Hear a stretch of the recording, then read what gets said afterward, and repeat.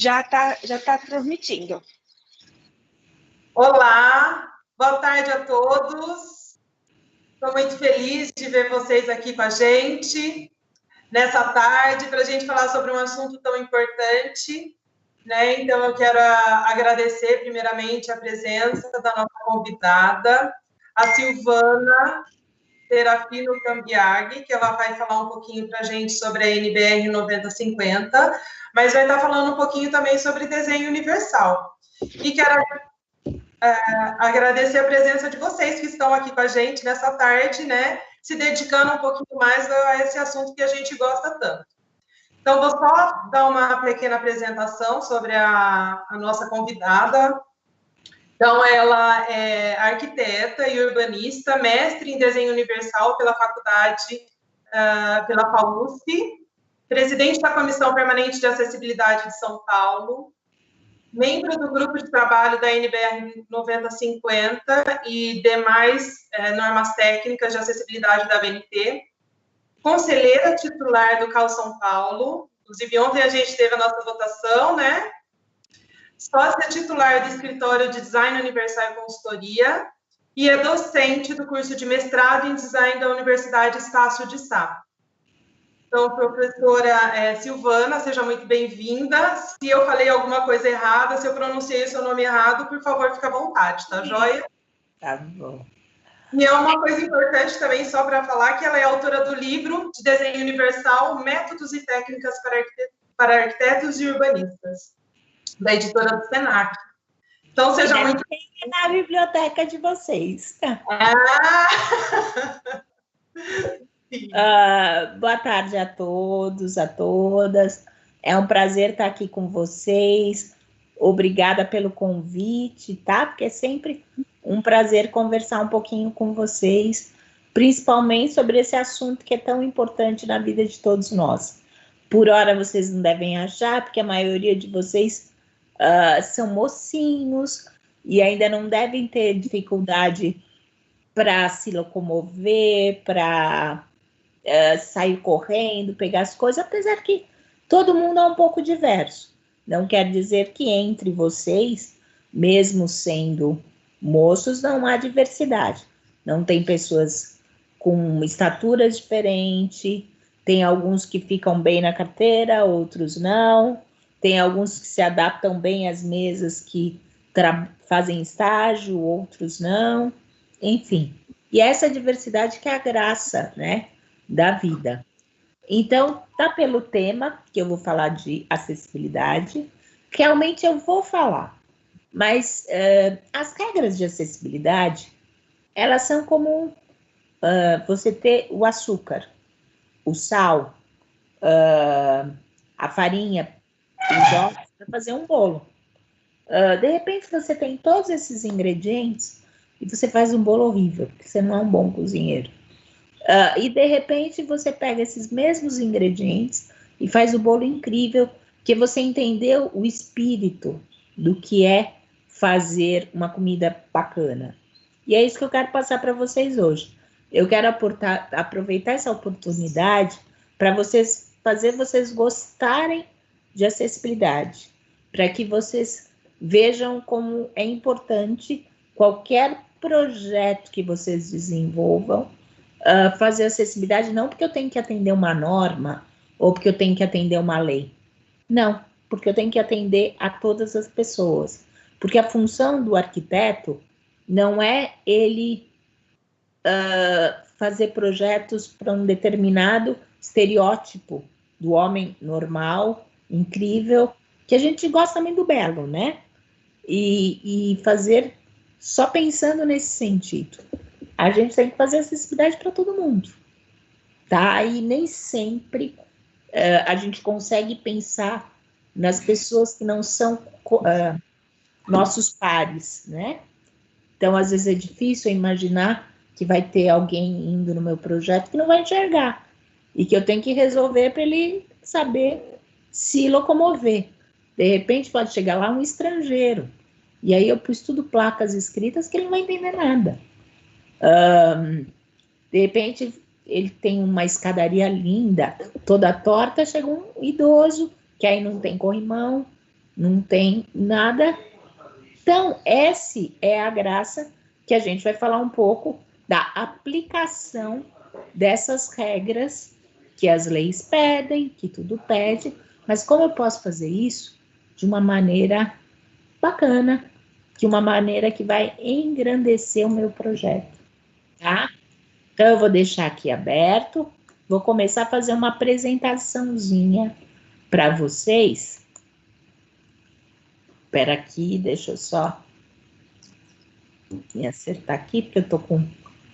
Esses computadores são assim, mas medida que a gente... Pronto.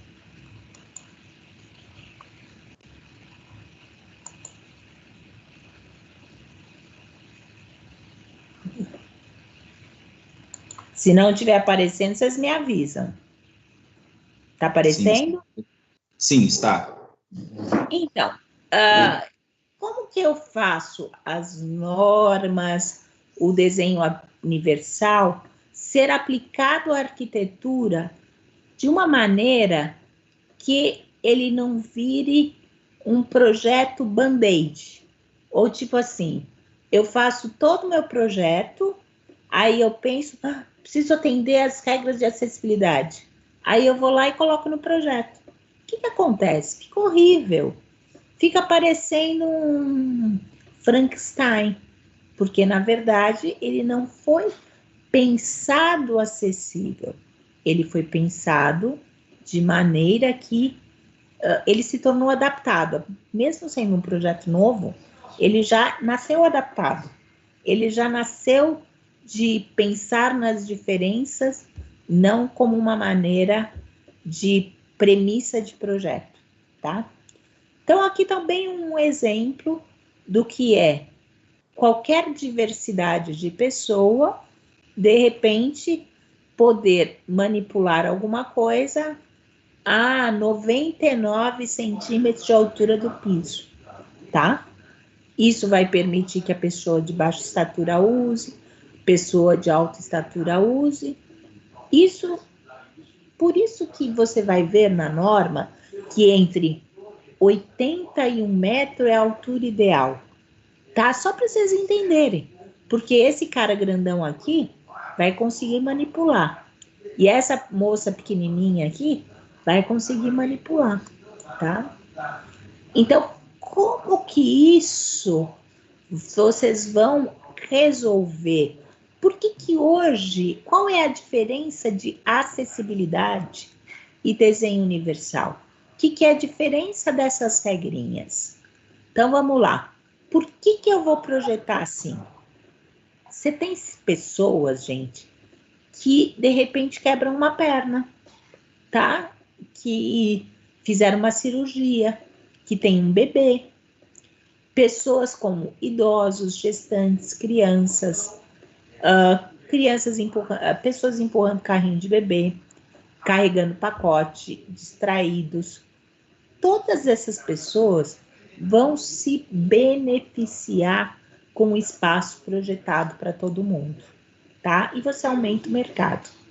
Claro que a gente, quando faz um projeto, vocês pensam nesse hominho aqui, tá? No Davi, aquele homem incrível que vai chegar naquele espaço lindo, porque foram os padrões de projeto que a gente pensou a vida inteira, tá? Pensamos que o Davi, ele ia ser assim, o nosso usuário, mas de repente chega lá meu cliente, e meu cliente não é bem o Davi, né? De repente ele chegou e não conseguiu sentar ou quebrou a cadeira que eu tinha previsto no meu projeto. Como que ele não se adaptou à cadeira linda que eu pus? Ou seja, meu projeto está deficiente, porque ele não pensou na diversidade do ser humano. Então, essa é uma das premissas que a gente vai pensar, que todo projeto tem que atender a diversidade, tem que atender aquele da gestante, tem que atender a pessoa que fica idosa, a criança, tá? Ou seja, pensar em toda esta gama de diversidade de pessoas que vão estar contemplando o meu projeto. tá? E qual é a diversidade, a diferença disso? O que quer dizer um desenho universal? Isso foi um conceito que nasceu nos Estados Unidos, gente. Porque lá já tem-se normas, leis de acessibilidade, desde a época que o pessoal voltou do Vietnã, desde a década de 60, tá? Só que era meio como um Brasil de hoje em alguns lugares, que você tem aquelas campinhas, sabe? Você relaciona muito a acessibilidade a fazer uma rampinha. Seja ela certa, seja ela errada, resolveu. E não é bem isso. Às vezes por uma entrada por trás, por outros caminhos. Aí o que aconteceu?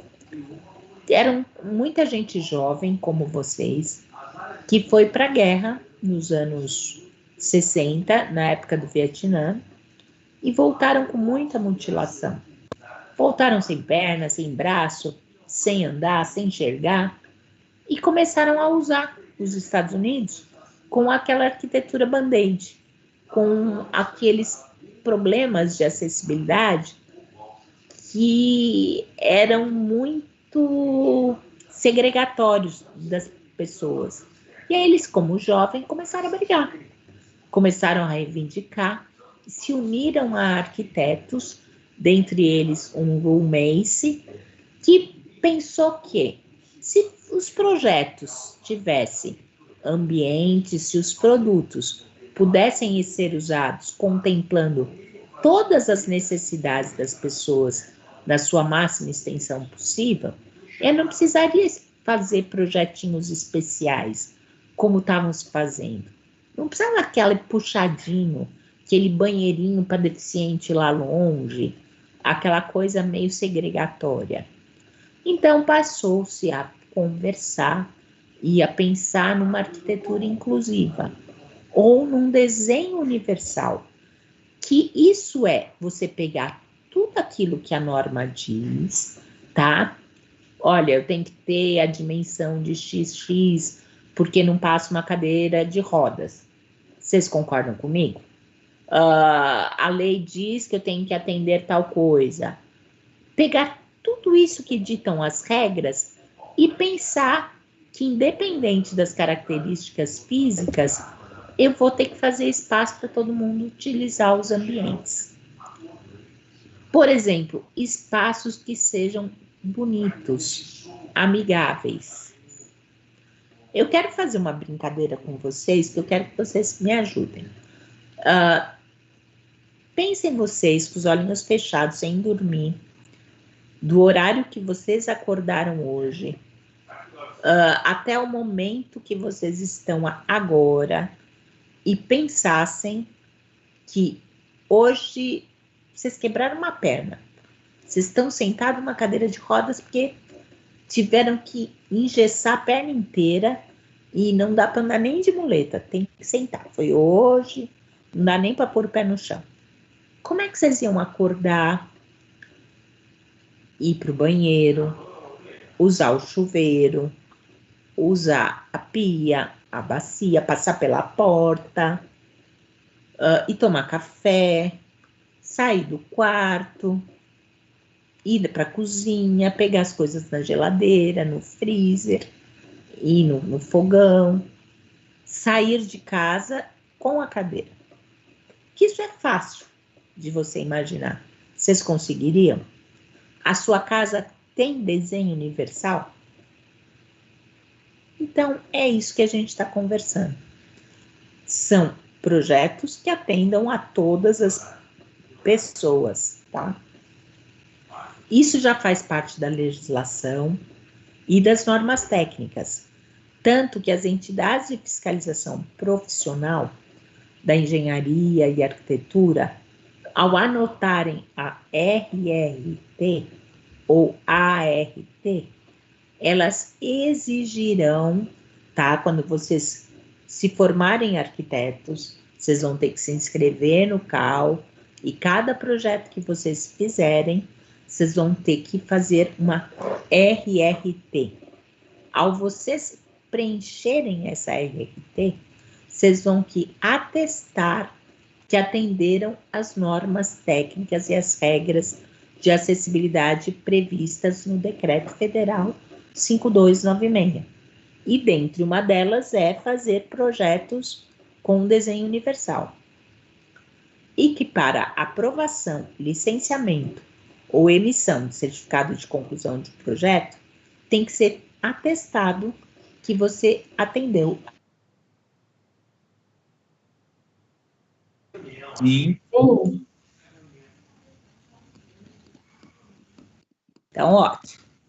Bom, a gente já falou que tem que estar testado, só para vocês saberem, quando vocês se formarem, que se Deus quiser vai ser rápido, né, com excelentes professores, vocês vão declarar aqui que estão atendendo às regras de acessibilidade, tá?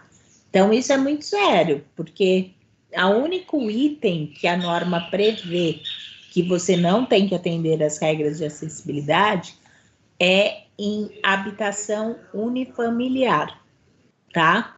Quem segue as regras de acessibilidade, porque assim, a norma, ela dá as questões técnicas, ela vai dizer como você faz um banheiro acessível, como você, as dimensões, as alturas. Agora, aonde tem que ter é uma lei, tá?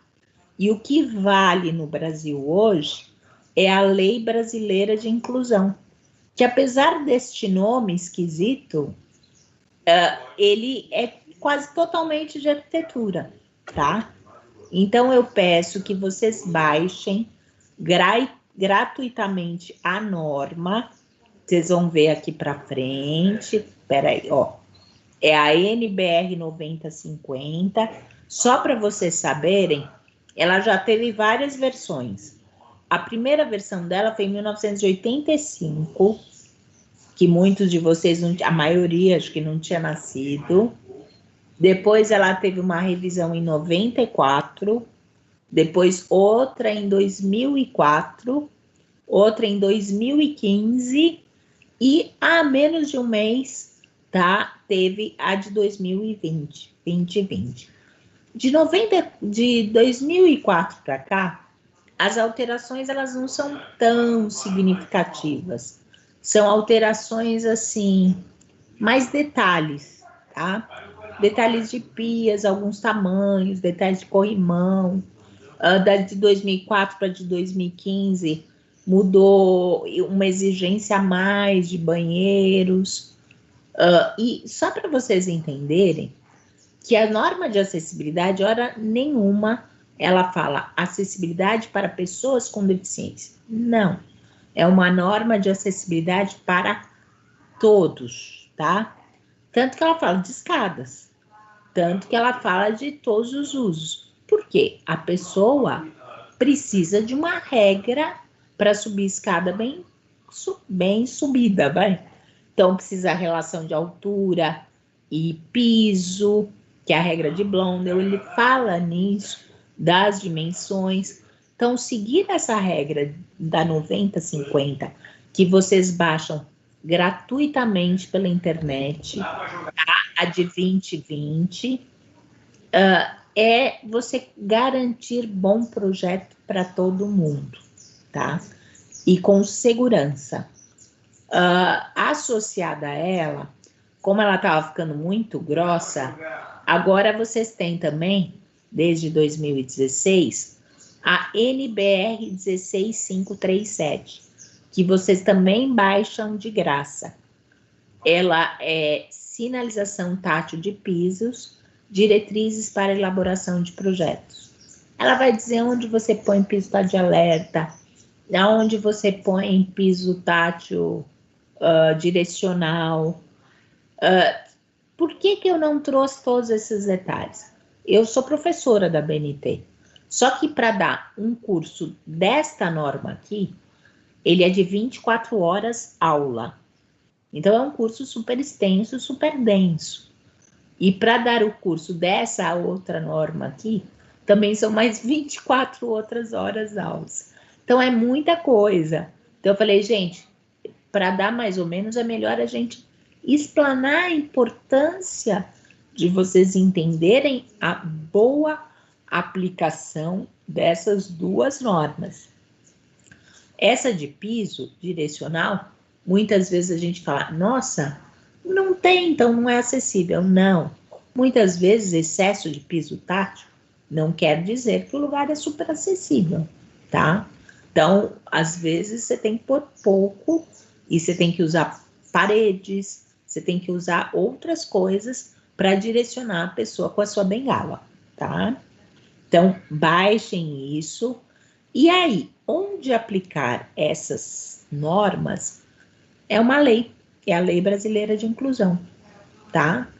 Que é a 13.146 de 2015. É uma lei federal que ela vale por uma Constituição. Então, quando ela fala que as unidades verticais residenciais têm que ser acessíveis, no seu artigo 58, vai ter um decreto regulamentador que ela tem que atender. Ela fala que tem que atender a norma, então a norma passa a ter força de lei, tá? Então é aí que a gente faz. Mas a ideia de tudo, o que que é? A gente prever espaços com um conceito interessantíssimo de flexibilização, porque eu não posso pensar em fazer projetos que pense na pessoa, olha, vou fazer um projeto de um prédio para pessoas jovens, tá, de repente fecha a faculdade dali e vai ser para idosos, aí eu não consigo mais adequar, essas pessoas compram esses apartamentos, ficam mais velhas e não conseguem mais morar ali. Então, os espaços, eles têm que ser flexíveis, eles têm que poder se adaptar às necessidades diversas das pessoas, tá? Enfim, a gente brinca bastante com o objeto, é mais fácil mostrar isso para vocês, mas agora para os homens e mulheres, né? Puseram uma sainha aqui? Não, devia ser assim, né? Um homem também vai botar a roupa na máquina. Antigamente a gente só tinha essas máquinas de colocar superior a roupa. Aí inventaram a máquina que você coloca na frente. Por quê? Porque para mim, gente, vocês não sabem, vocês não me viram, mas eu ando em cadeira de rodas, tá? E desde que eu tinha 6 meses, eu tive uma coisa que, graças a Deus, está extinta, mas foi de uma pandemia. Eu tive paralisia infantil, poliomielite. Vocês não tomam aquelas gotinhas, hoje os filhos de vocês até, que é contra polio? Eu, quando era menina, tinha 6 meses de idade, criança, eu tive polio, porque foi uma pandemia que deu no Brasil, foi mundial. No Brasil ainda foi no final, mas...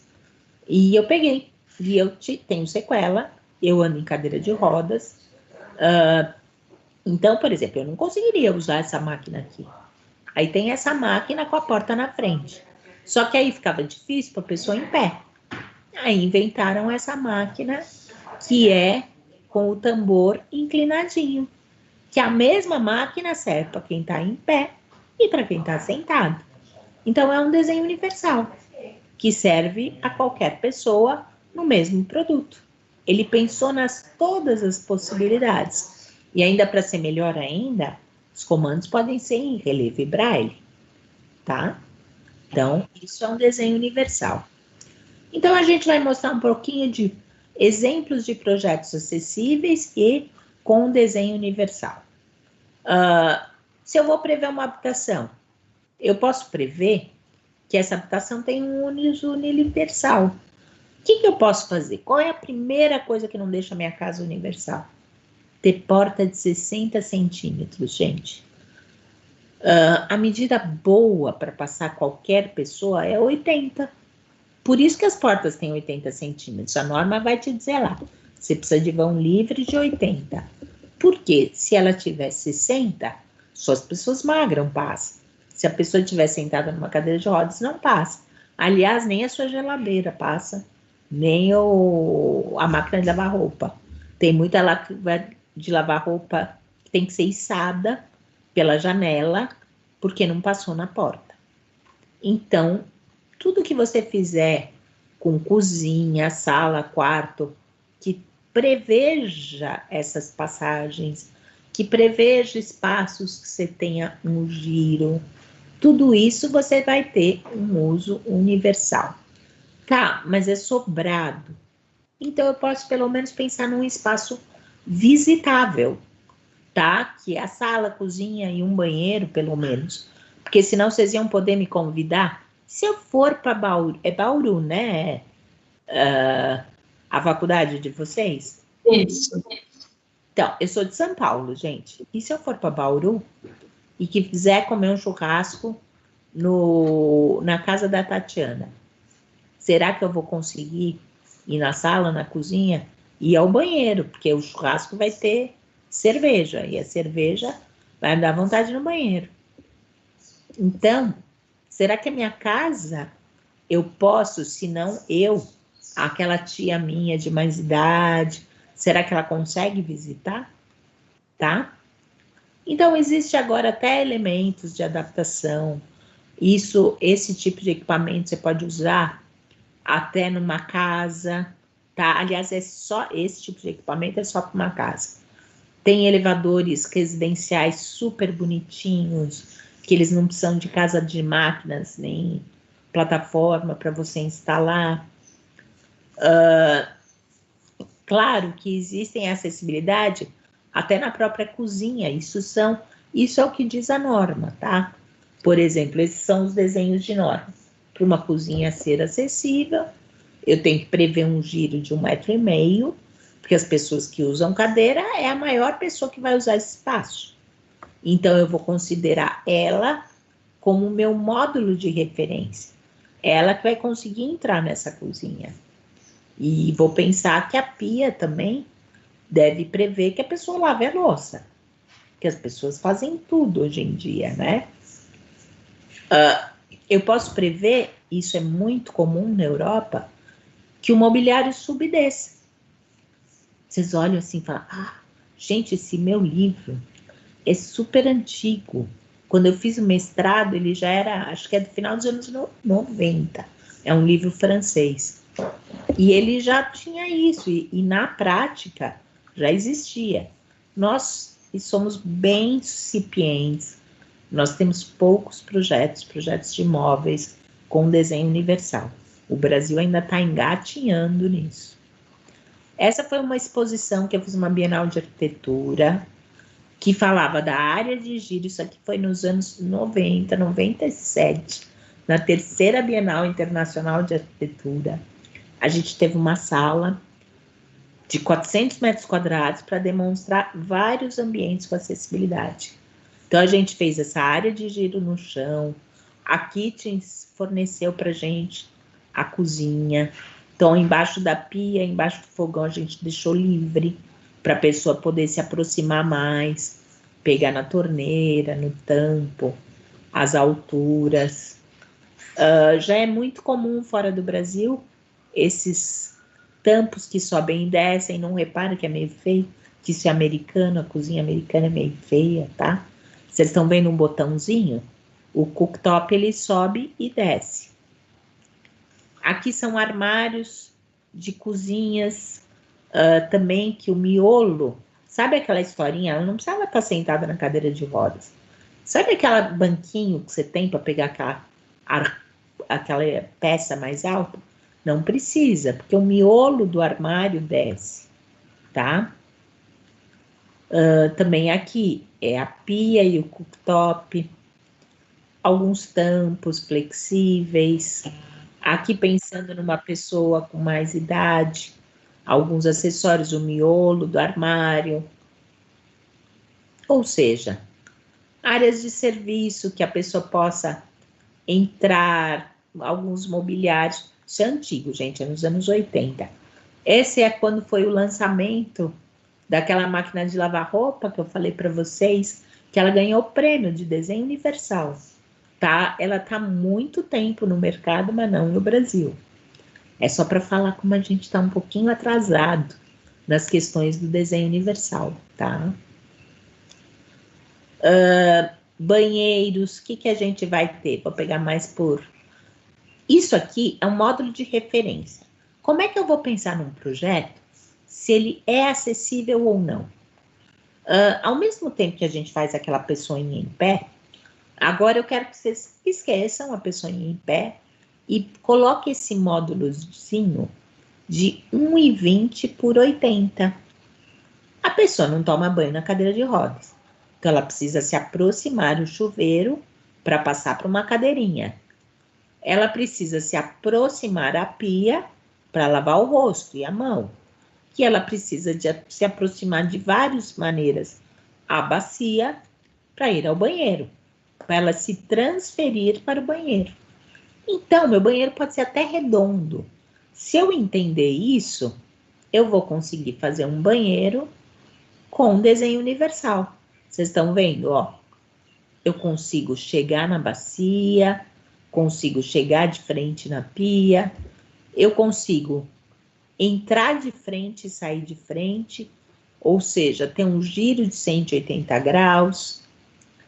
E se a pessoa morar lá e quiser fechar a porta, né, que é bom no banheiro, eu posso abrir a porta para o lado de fora do ambiente. E aí eu tenho um banheiro que qualquer pessoa possa usar, tá? Então, eu não preciso ficar decorando metros. Eu tenho que decorar esse 80 por 1,20 e graficamente demonstrar no meu projeto que eu estou atendendo a acessibilidade, tá? Isso eu não sei se... Vocês são professora de projetos, Tatiana? Sim. Então, isso é um método que eu uso muito quando eu dou aula de projeto. Sabe, demonstra isso aqui. Isso é mais importante, às vezes, do que você mostrar uma norma. Porque aí você vai ver que essas barras, esses itens, eu tenho que deixar reforços na parede, tá? Mas, de repente, até na hora a pessoa não precisa. Ela pode precisar depois. Mas eu sei que meu espaço contempla tudo, tá? Aqui alguns banheiros que eu trouxe para vocês verem, tá? Essa coisa de fazer acessibilidade, olha, vamos ver um banheiro colorido, com uma peça mais bem acabada, com detalhe de luz, com tudo. E aí você pega muitos banheiros acessíveis, escolhe essa bacia que é proibida agora, tá? Essa bacia que sorri, ele todo branco e uma barra gelada, sem arquitetura nenhuma. Você percebe que foi feito para atender à lei. Ou então, isso aqui, olha, foi feito para atender à lei. Essa barra não usa mais desde 2004, mas ainda o pessoal põe, tá? Eu acho que é porque ela é feia. Aí o pessoal, hospital associa com acessibilidade, mas não é. Eu posso fazer acessibilidade que nem pareça que está acessível. Você faz um banheiro bonito, com uma barra delicada, com umas pias adequadas, eu posso ter acessibilidade e não ser feio, tá? Então, é isso que eu queria passar para vocês. Isso aqui, vocês esquecem que não é bem acessível, mas o que eu quis mostrar para vocês, que até uma torneira de parede, que é difícil o alcance para a pessoa sentada, eu posso prever porque ela é acionada aqui. Então, a água dá para usar, mas o acionamento é aqui na frente. Então, eu posso pegar até uma coisa que não é padrão como acessível e transformar desde que eu entenda o conceito, tá? É a mesma coisa aqui. Isso aqui é um apartamento, um hotel, que o apartamento acessível, isso foi na Europa. Estava ocupado e me puseram num apartamento normal. Quando eu vi, o apartamento já tinha barra, já tinha... Eles usam lá a válvula de descarga na lateral, que acho que a pessoa idosa tinha mais dificuldade, eu não sei. Eles usam na lateral do banheiro, que já facilita. já tinha um banquinho, já era em nível o box, ou seja, mesmo o não acessível já tinha uma barra, já pensava nas dificuldades das pessoas. Pensa, gente, para depilar a perna, nada melhor que um banquinho, né? Para a pessoa lavar bem o pé. Enfim, pode ser acessível e bonito. Eu posso ter pias de 2 alturas. Eu posso ter essa banheira que ela fecha e abre. Quando a pessoa está dentro, ela vai encher só com a banheira fechada. E quando a água escoar, a banheira, essa lateral desce e a pessoa passa para a cadeira. Eu posso ter um chuveirão bem chique. Ou seja, a acessibilidade pode me dar ideias, tá? Eu posso fazer o box em nível, posso criar. Essa é a ideia. Enfim, posso às vezes não ter cortina, mas dá para pensar em diversidade. Esse aqui é um concurso que os alunos têm lá nos Estados Unidos, as empresas, e foi criado, por exemplo, uma banheira acessível que não tem nada elétrico. A pessoa passa e conforme ela enche a água, a banheira faz como uma gangorra. Ele ganhou um prêmio também de desenho universal. Por isso que eu trouxe para vocês verem algumas coisas que vão além das normas, tá? Enfim, também quando você vê um quarto, o que pede o quarto? Ele pede um diâmetro de 1,5 para que a pessoa possa ter um giro para fechar a porta, para entrar no quarto de frente, sair de frente. Ele pede que eu tenha uma faixa para chegar na janela de 1,5 m. Ele pede uma série de coisas que eu posso representar. E, por exemplo, tem alguns lugares que pede o giro de 1,80 por 1,20. Por isso que aí depende de caso a caso. Quarto de casal 1,5, mas tem alguns quartos que pede 1,20, minto, 1,5 por 1,20. Que aí eu sei que dá para aproximar a cama, aproximar o armário, aproximar a janela. Tá? Então, é só algumas representatividades. Eu posso ter algumas coisas legais para pessoa com deficiência visual, como informação em relevo e braille. Vocês estão vendo as letras em relevo, em braille. Eu posso fazer coisas coloridas, porque todo mundo pensa que o colorido não é para pessoa com deficiência visual. Sim, porque 90% das pessoas não tem cegueira total, tem dificuldade de visão. E essa dificuldade de visão, com as cores, facilita.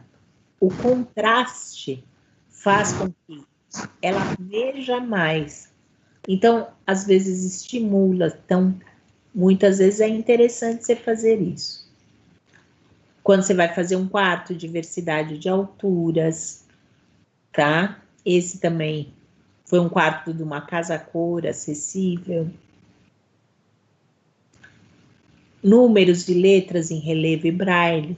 Vocês vão ver na norma que eles pedem, por exemplo, quarto de hotel, que tenha letra em relevo e braille.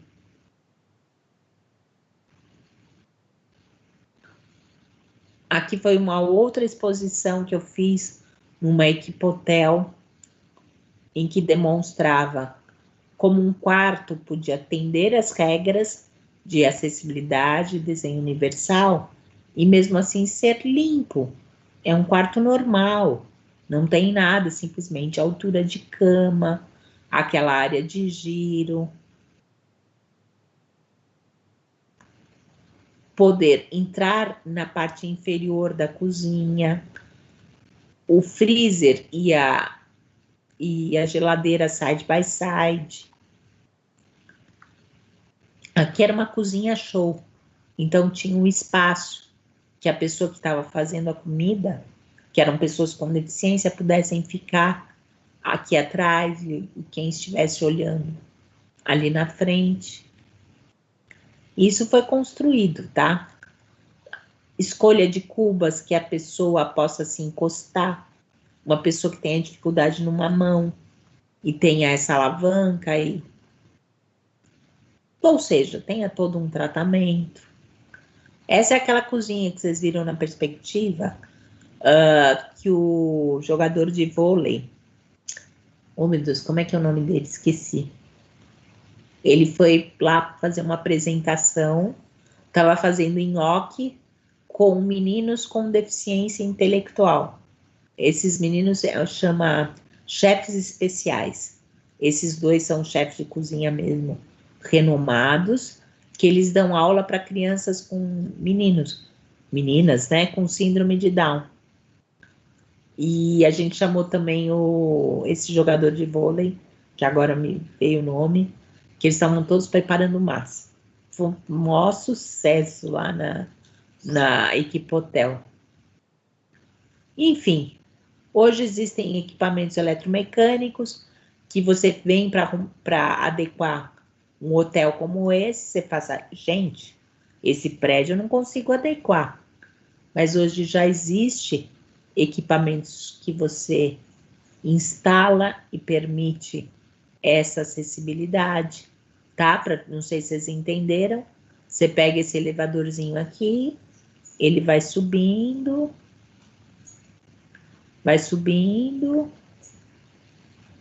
e chega lá em cima, tá? Então, hoje não falta itens. Tem elevadores para piscina que a norma pede, tá? Tem uns até mais bonitos que esse não é o mais bonito. Ou fazer esse banco de transferência. Essa aqui sou eu, tá, gente? Para quem não sabe. Um banco desse me permite fazer a transferência para a piscina. Então, eu sento aqui, daqui para a piscina é mais fácil. Até os arquitetos renomados, como a Zaha Hadid, já faziam os seus projetos. Esse daqui é em Roma, tá? É o Museu de Roma. Todos já pensando em acessibilidade, seguindo esses itens. Se vocês virem os pisos direcional que ela pôs, corrimãos para as pessoas circularem com mais calma, porque anda muito no museu, né? A interessante que eu achei é soluções diferentes. Aqui o arquiteto queria fazer um prédio inclinado. E como é que ele ia resolver a questão da acessibilidade?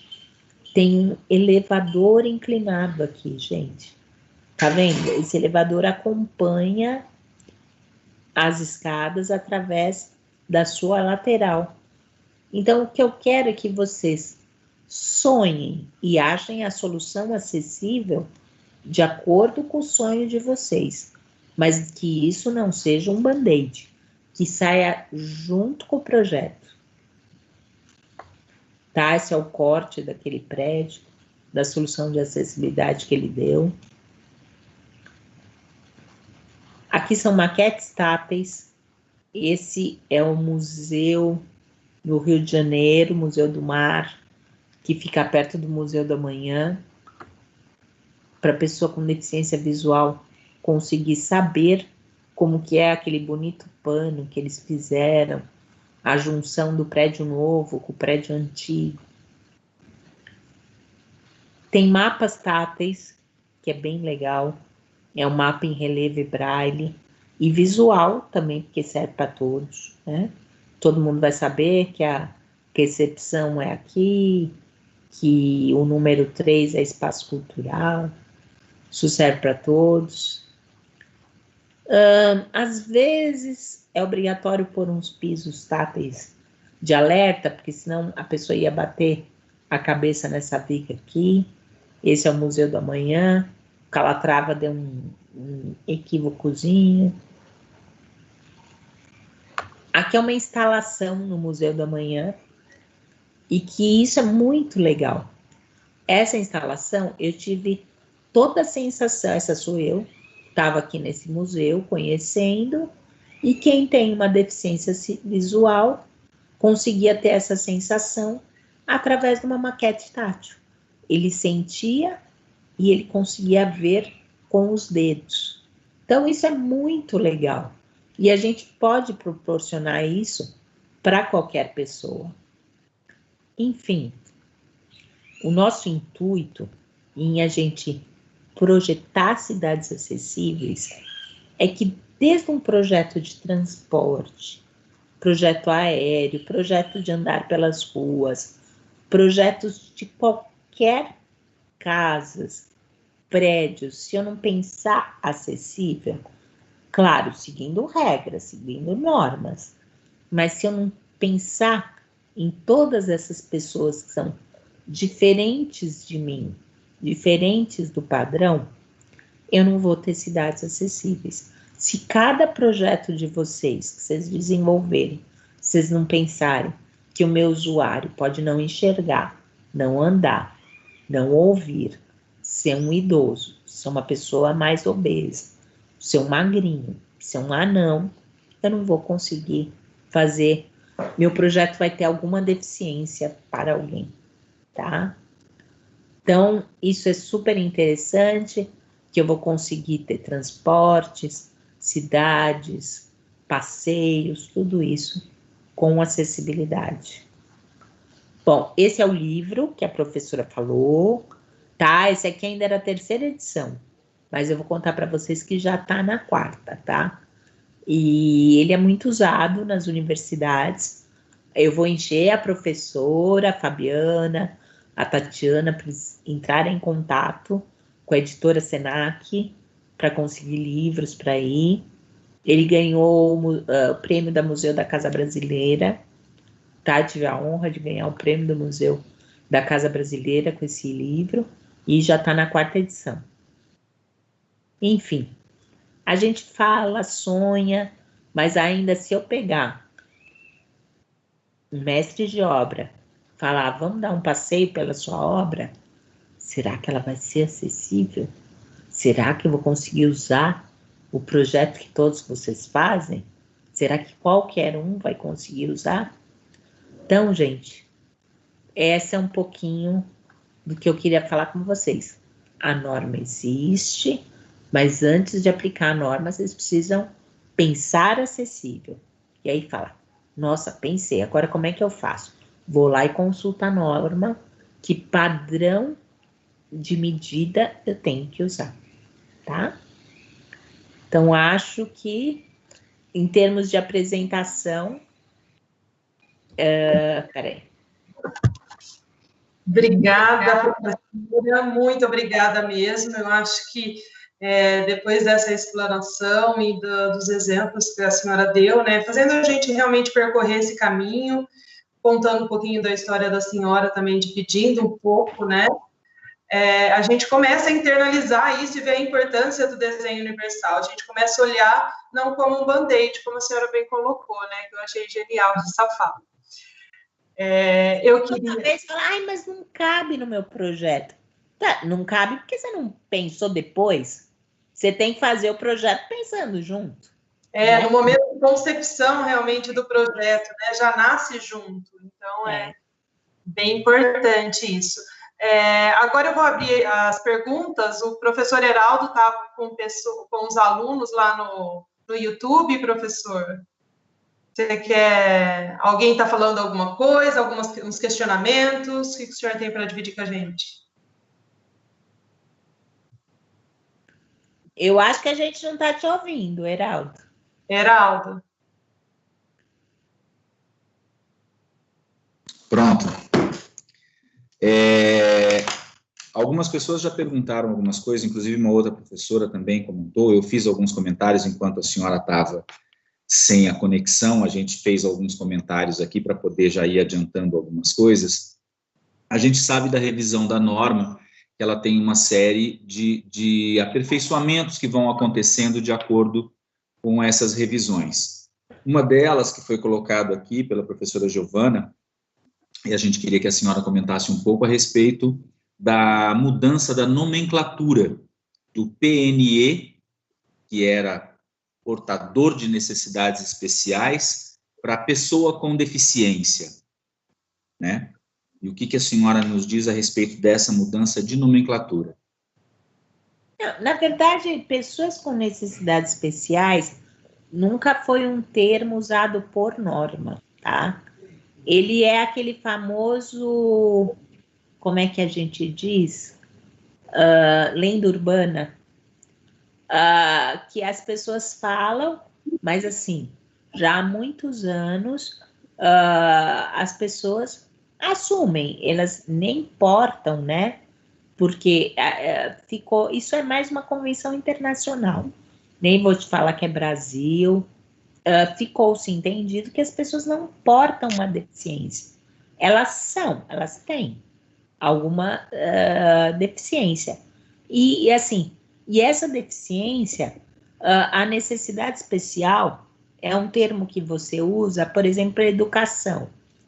Então, eu tenho um aluno que tem algum problema de aprendizado. Então, eu preciso adequar as necessidades educacionais especiais dele. A gente entende que a arquitetura e a acessibilidade não é nada especial, são para as pessoas que têm a diversidade, e dentre delas entra a pessoa com deficiência. Então, a nomenclatura que há muitos anos, antes das leis, se vocês viam, chamava pessoa portadora de deficiência. Isso sim estava na lei, que não é aquela lenda urbana. E aí passou a ser pessoa com deficiência. Tirou o portar por entender que a pessoa não porta uma deficiência. Agora, a pessoa com necessidade especial é mais uma lenda urbana, que tem até, gente... outro dia eu fui para o Rio de Janeiro, até dei risada, que eu nunca vi isso fora do Brasil. Mas eles chamam, quando você entra no VLT, guarde o lugar para pessoa com deficiência, necessidade especial. Aí depois fala, special needs. Eu falei, nossa, eles até traduziram do jeito diferente. Mas assim, podem falar, às vezes as pessoas se constrangem em falar pessoa com deficiência, mas não se constrange, certo é mesmo. Pessoa com deficiência. Perfeito. Uma outra coisa, professora, que nós tocamos no assunto, no momento que a senhora também está na conexão, por exemplo, uma das coisas que vieram à tona e a senhora colocou também no seu slide, que é aquele vaso com abertura frontal, o vaso com sóculo. E eu tive a oportunidade de participar de uma das reuniões, na época, inclusive, que foi feita a revisão de 2004, e eu participei de algumas reuniões que foi promovida na época, o CREA ainda, né, que estava fazendo essas reuniões. E aí foi-se colocado essa questão de que havia sido proibido esse vaso com o sóculo. Só que aí eu fiz o seguinte questionamento. O sóculo, ele é proposto para quem tem a necessidade de uso de um cuidador, no caso, o tetraplégico, e não o paraplégico, né? Então, por exemplo, será que nesse caso a norma não está sendo ela própria segregada no sentido de atender a uma determinada deficiência e não atender a outra? Por exemplo, numa das reuniões, a defesa que foi feita, inclusive por algumas arquitetas também portadoras, também cadeirantes, e que estavam presentes pelo fato de que, quando você vai fazer a transferência, a perna cai lá dentro, é ruim, machuca, etc. Então, só que em contrapartida, a pessoa que usa um cuidador, ou seja, a pessoa que precisa de um cuidador para usar o banheiro, acaba não tendo esse acesso, que aí, claro, também precisa da maca, precisa de uma série de questões. Então, como isso foi abordado no momento em que esse vaso foi proibido? Então, na verdade, o que se viu? Que a abertura frontal, ela para um cuidador, aí foi pesquisado com várias questões médicas, tudo. Por exemplo, ela é usada em alguns recursos hospitalares por conta de transmissão de infecção, coisas assim. Pessoas que estão com uma sonda. Não seria tanto para o cuidador, porque o cuidador ele tem que fazer a asepsia da pessoa sempre por trás, tá? Então, foi essa a questão, foi avalizado, foi visto, e viu que realmente, não, para um uso normal, de residência, sem ser nessa questão, eles explicaram, foi até procurado, porque assim, a gente encontrou essa bacia, eles encontraram como uma bacia médica, né? E aí as pessoas, pelo menos que participavam, com deficiência e cuidadores, tal, colocaram isso, que para eles não fazia, porque você não pode higienizar uma pessoa pela frente, porque aí você está provocando... Mulher acho que entende mais isso, né, Tatiana? Você nunca pode se higienizar pela frente, tá? Você tem que se higienizar, a pessoa tem que higienizar a outra por trás. E essa bacia também não trazia esse benefício. Ela causava mais, vamos dizer assim, transtorno, prejuízo. E que a gente entendeu. Aí foi a pessoa da DECA que lançou. Eu até sei porque eu fiz parte da coordenação dessa parte de banheiro. Aí foi a pessoa da DECA que fez, que foi um designer, tá? E ele encontrou lá uma bacia, qualquer bacia para deficiente. Numa viagem trouxe um design de uma bacia hospitalar. Porque a gente sabe que, infelizmente, a acessibilidade é muito vista como hospital, doença. E doença não é acessibilidade, tá? Então, por isso, na verdade, ela não foi... Claro que se a pessoa quiser ter na casa dela, tudo bem. Mas num ambiente que o número de pessoas é grande, ela é prejudicial. Por isso que ela foi proibida. E virou também uma lenda urbana. Sabe aquela coisa que tem aquela carinha, a gente fala que é a bacia que sorri, que é uma bacia que tem uma boquinha assim. Então, por isso que ela foi retirada. Perfeito. Heraldo, tem mais alguma coisa? A Gio falou alguma coisa? Os alunos? Então, estão escrevendo algumas coisas aqui. Na verdade, eu perguntei agora, porque foi feita uma pergunta aqui, mas eu não entendi direito como é que é a pergunta, então eu perguntei de novo para ela, está me respondendo aqui. Mas, a princípio, eu acho que era bem por aí. Os alunos estão falando da importância de ver esse tipo de vivência, de ter essas experiências. Muitas vezes, a gente percebe isso, desde que eu comecei a dar aula na faculdade de arquitetura, desde muito antes até, eu sempre fiz os caminhos acompanhados, ainda quando eu era estudante, né? Na intenção justamente de trazer à tona essa vivência, porque talvez uma das coisas mais importantes é a gente se colocar realmente diante da necessidade. Enquanto você não se coloca diante da necessidade, não adianta você pura e simplesmente ficar lendo a norma e aplicando aquilo que você tem. Então, quando a gente faz esse tipo de vivência, a gente consegue perceber esse tipo de coisa. Então, assim, isso é muito importante. Os alunos estão aqui elogiando bastante E assim, eu gostaria até de colocar, apesar de que eu acho que os alunos mais jovens nem precisam tanto. A gente tem sérios problemas com, às vezes, ainda aqueles arquitetos mais antigos, que não têm contato como vocês com os jovens, que estão sempre atualizados, que ainda veem isso como uma dificuldade. Eu mesma estou saindo agora, né? Que eu falei, eu vou ter uma reunião, vou entrar exatamente sobre o quê? Sobre habitação.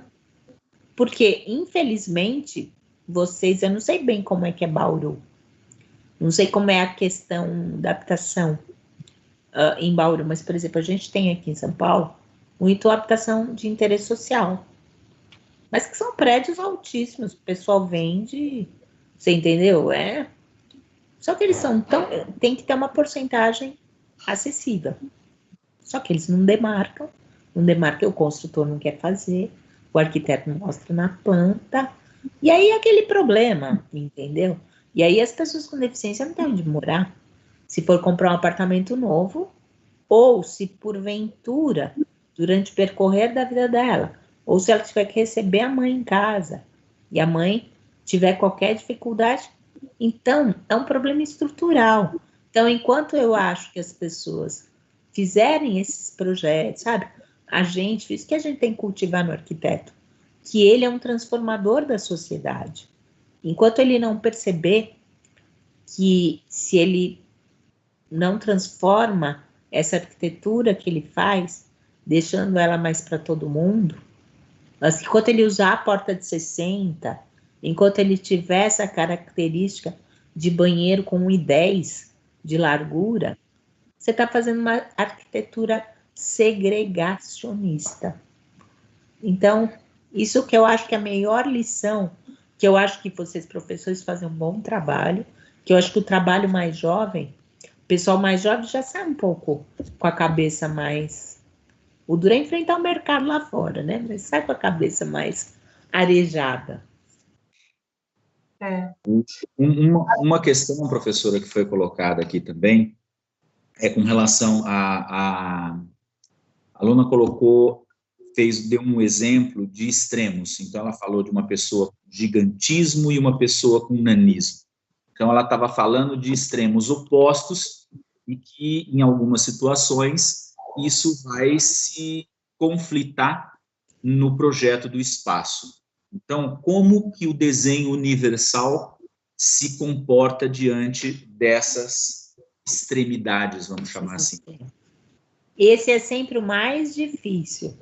Por isso que essas questões, que em alguns países vocês têm muitos, que é dessas automações, mudanças de altura. Eu mesma, gente, tem um problema em casa. Meu marido tem 1,80 m e pouco de altura. E a nossa pia é uma só. Tá? E assim, ou fica bom para mim, ou fica bom para ele. Porque a nossa diferença de altura é grande. Então, a mesma coisa quando você tem uma mesa de trabalho. Essa mudança de alturas, de tampos, de acessórios, aí você vai precisar de algumas ajudas técnicas.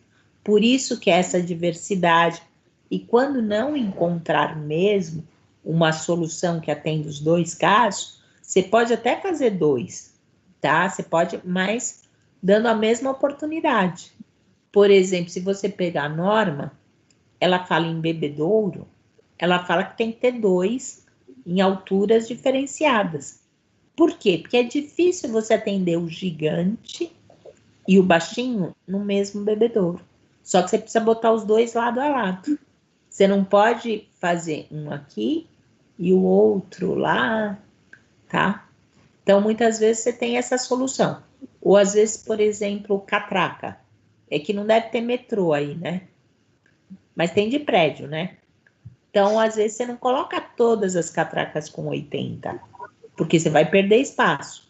Então, às vezes, você põe uma com 80, mas a do lado com 60.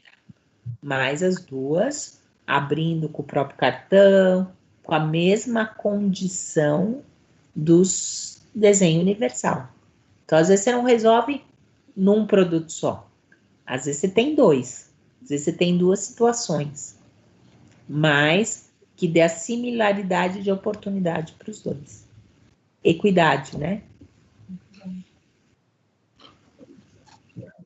E uma outra pergunta que foi colocada aqui, mas eu já até fiz alguns comentários aqui, que a senhora colocou no começo, sobre sinalizações em língua diferenciada. E aí a norma também coloca que são essa colocação que o ideal seria você ter, na verdade, sinalizações por ícones, né? Onde esses ícones é que vão dar uma abrangência muito maior e não há necessidade de que você tenha necessariamente uma língua. Mas, quando necessário, aí sim você vai trabalhar com outro tipo de linguagem. Aí eu aproveito esse gancho e eu vou fazer uma outra pergunta. Qual é a abrangência e qual é a campo de atingimento, vamos chamar assim, da sinalização em braille? Porque, por exemplo, a sensação que eu tenho, ou seja, eu não tenho esse dado propriamente dito, mas quanto essa sinalização em braille ela é utilizada pelos, vamos dizer assim, deficientes visuais. Como você colocou, nem todos são cegos totalmente, eles têm dificuldades de visualização. Então, qual é a abrangência tanto do braille quanto do piso tátil? Então, vamos lá, vamos começar pelo braille. O braille, eu não sei dizer isso estatisticamente, mas assim, quando uma criança tem deficiência, essa geralmente visual, essa geralmente sabe braille. Por quê? Ela foi alfabetizada em braille, mesmo que ela tenha um recurso visual, assim, um pouco, né? Não seja... Porque uma coisa não tira a outra. Eu fazer contraste, fazer o braille, ok. E não é que porque eu tenho braille eu não preciso do contraste. Então, se a criança adquiriu a deficiência na infância, ela, visual, ela provavelmente vai saber braille. Se a pessoa adquiriu a deficiência mais velho, principalmente muitos provenientes do açúcar, do sangue, diabetes, que causa muita deficiência visual, ela não vai saber braille. Então, por isso, da letra em relevo, tá? Por isso que toda a sinalização fala em relevo e braille. Então, eu tenho que botar as letras em relevo e fala muito assim, todas as portas sinalizadas.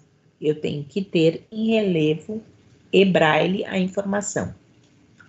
Então, isso é a regra, eu não tenho percentual, mas vocês tomem por base isso. Agora, piso tátil. Piso tátil vai um pouco de cultura. O piso tátil surgiu no Japão. A cultura japonesa, oriental em geral, todas se utilizam muito de piso tátil. Eles pouco têm cão-guia, tá? E se utilizam muito, porque eles são muito regrados. O Brasil, o piso tátil auxilia eles em áreas externas, aonde você não tem linha-guia. Se você for pôr piso tátil no meio de um corredor de sala de aula, não tem nada a ver, porque a pessoa precisa saber onde estão as portas, ela vai indo pela parede. Mas se você pôr no meio de uma calçada, de uma praça, de um lugar, ele vai se orientar. Porém, no Brasil, a gente não trabalha, eu acho que faz muito tempo, que a gente não tem realmente projetos urbanos. Tá? Você tem projeto urbano parcial. Sei lá, eu vejo por São Paulo, que é onde eu mais conheço, você muda uma rua. Faz a Avenida Paulista de começo a fim com piso direcional. O cara virou a esquina, não tem piso direcional. Então, é difícil que a gente não trata as calçadas, os pedestres, como um circuito. Eles vão andar na rua e de calçada em calçada tem um revestimento diferente. Tem um degrau no meio. Então, o piso tátil não funciona na rua aqui no Brasil por conta disso. Tem alguns países que funcionam. Se você pegar os países americanos, Estados Unidos e alguns outros países, eles trabalham muito com o cão-guia. Países mais ricos, que o cão-guia é caro. Aí eles não vão usar tanto o piso direcional, porque o cão-guia substitui.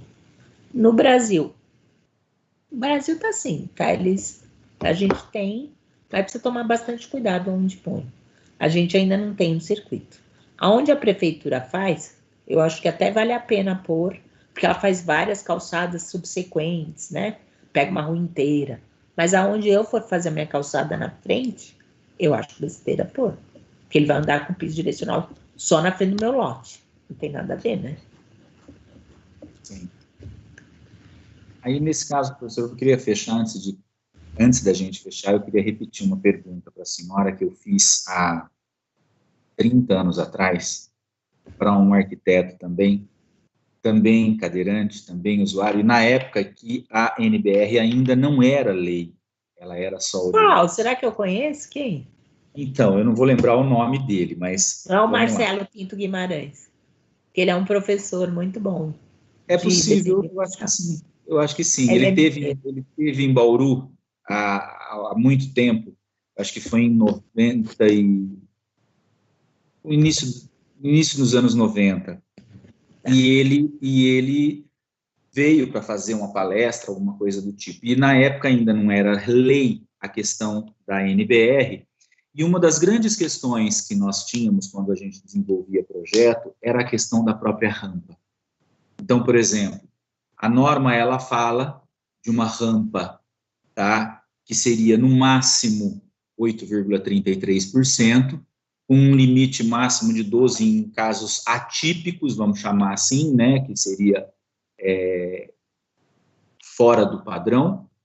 Mas aí lá atrás, na época, antes inclusive de eu ter conhecimento da própria norma, eu perguntei para ele o seguinte: o que é melhor para o usuário da cadeira de roda?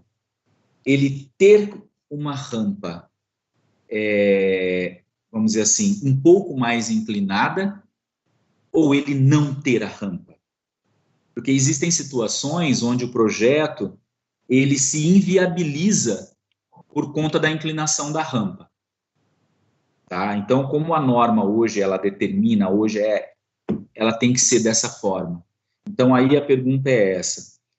Será que, às vezes, em algumas situações, é claro, não estou dizendo que nós vamos começar a negligenciar a norma, mas, do ponto de vista do próprio uso, até onde vai essa rigidez do percentual de inclinação da rampa? O legal é vocês fazerem umas vivências. Quando eu dou aula na BNT, ela é num prédio tombado na Avenida Paulista. E esse prédio, a entrada é com rampa. E a gente fala, discute. Depois da aula, antes da aula de rampa, eu viro para o pessoal e falo: gente, vamos fazer uma coisinha? Vamos fazer uma vivência com a cadeira? E faço eles subirem a rampa de entrada com a cadeira de rodas. Aí a gente tem aula de rampa, eu falo: quanto que vocês acham que tem a rampa lá da frente?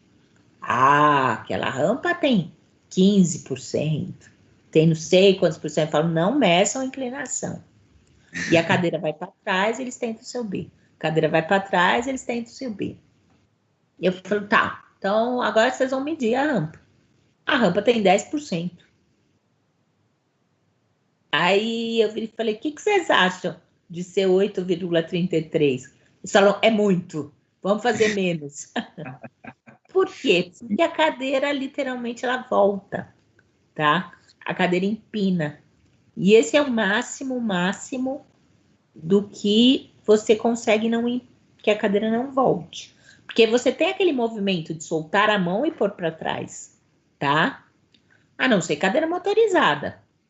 Ou então você com auxílio. Você fala: precisa fazer acessibilidade se a rua for muito íngreme? Precisa. Quem quiser andar na rua, ou compra uma cadeira motorizada ou peça para alguém empurrar.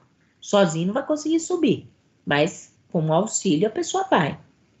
Agora, num prédio onde depende de uma construção, quando não der para usar os percentuais da norma, hoje em dia, que talvez quando você perguntou não tinha essa opção, é você usar equipamento eletromecânico. Hoje você tem inúmeros, tá?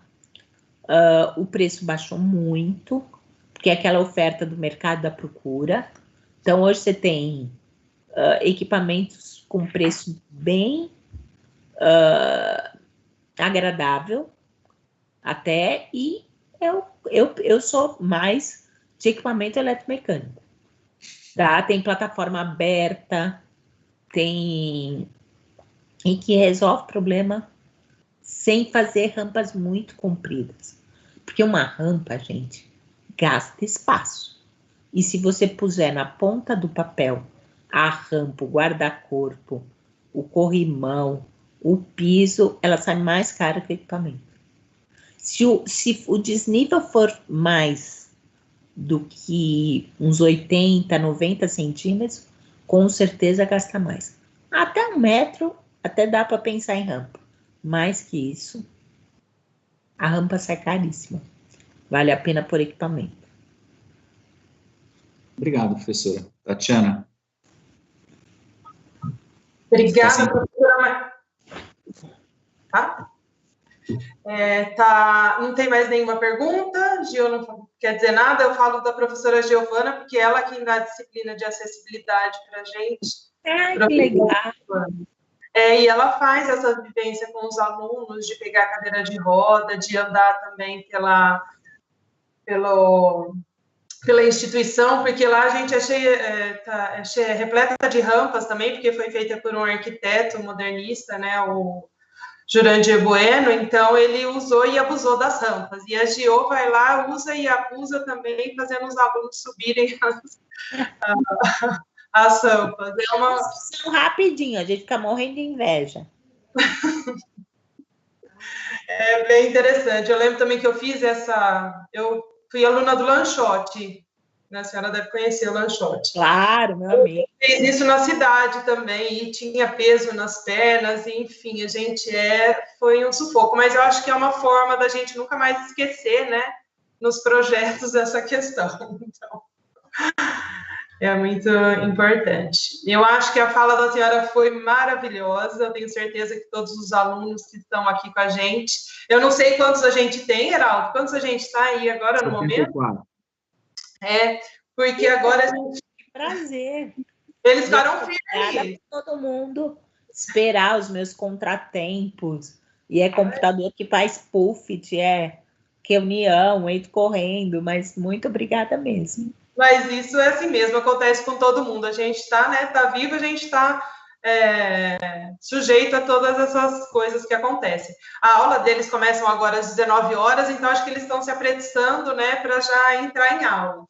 Mas agradece a Fabiana, que fez o convite. Não sei se ela está nos ouvindo. Ela está. Fiquei muito feliz. Muito obrigada, tá? Foi um prazer, realmente. Eu acho que a gente vai sair daqui muito melhor, mais leve e compreendendo um pouco mais sobre isso, né, que a senhora passou dessa experiência. Isso, e não esqueçam de fazer bonito, acessível e com arquitetura. Nada de fazer assim, não, agora precisa, vai lá um band-aid, pronto. Perfeito, professora, muitíssimo obrigada pela sua presença, a todos. Heraldo, muito obrigada. Professor Heraldo, obrigada, Tatiana. Eu agradeço. Obrigada a vocês. E até a próxima. Até a próxima.